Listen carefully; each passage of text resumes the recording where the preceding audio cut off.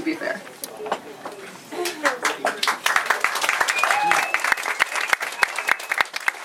You don't have to keep clapping, but I don't mind actually. All right, so I have a crazy adopted pit bull. She's awesome, but she's extremely anxious from all of the horrible abuse and neglect that she underwent with her horrible other parents. And so at one point the vet gave us a prescription for Valium. And I'm not talking doggy Valium, it was human Valium. We took a prescription to the human pharmacy and got Valium and gave it to our dog. And she turned out to be in the 1% of animals that have the opposite reaction. So instead of chilling out, she ran up and down the stairs for 8 hours straight. So we were like, okay, no more Valium, stuck it in a drawer and forgot about it. Fast forward 1 year from then, so a year ago, I had started teaching high school part-time.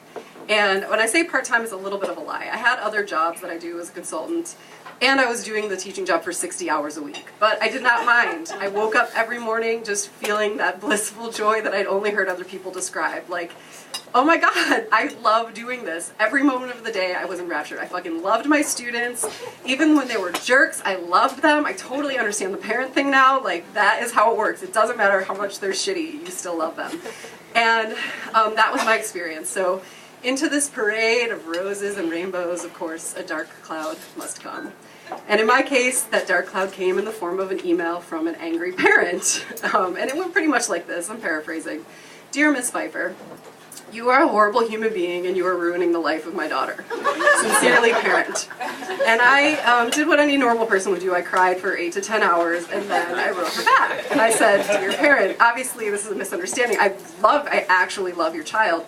She does not do her homework or study for quizzes, but I love her. And there's something's misunderstood.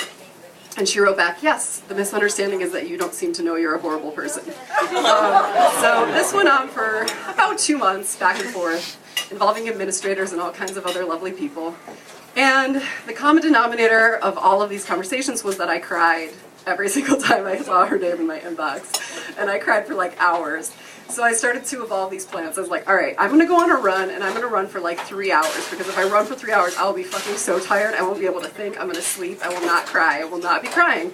And I would get like a mile in, and I would just start sobbing. I'd be like in the ghetto where I like to run, so nobody can watch me, and I'd be crying, sobbing. So then I would go home, and I'd be like, okay, running, no. Meditation, this is what I should do. I'm going to meditate. So I'd go and get in my Om, and I would be picturing the beam of light rising up, and then I would slowly start to picture the beam of light turning into an angry parent face staring at me, and I would start to cry again.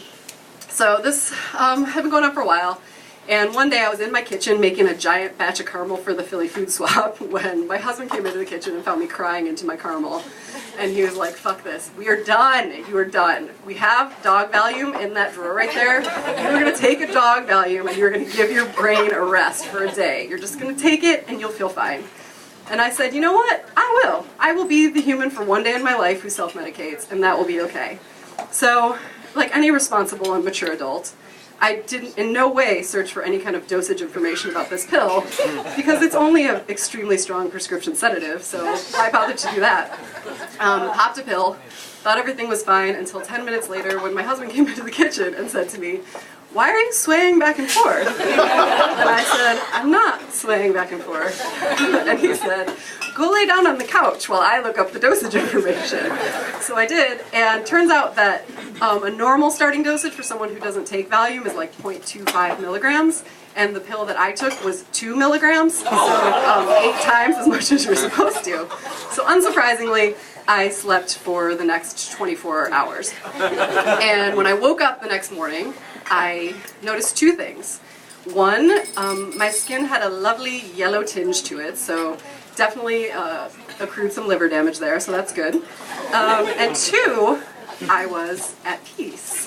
I realized all these things that I should have known all along. I realized that I was doing everything that I could for this kid, that I loved this kid, that I cared for this kid, that I was doing my job the best that I could.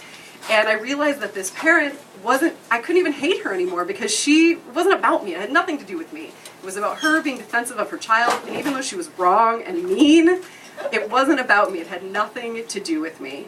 And my burden was completely lifted. So I guess, and the other crazy thing was, it never came back. It wasn't like I felt good that day, and then when it came back up, I felt horrible. I felt good forever. For the rest of my teaching career, I never felt like that again.